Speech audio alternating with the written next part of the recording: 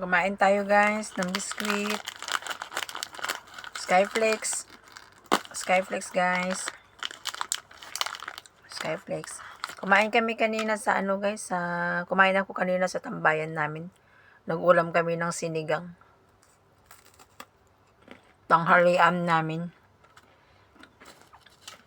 Kaya lang, gutom na ako ngayon. Gutom ako. Buti na lang may biscuit pa ako guys.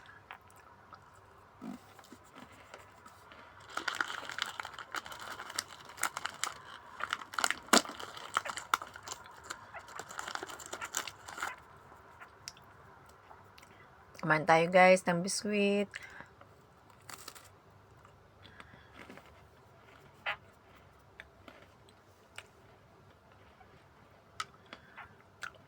Salamat.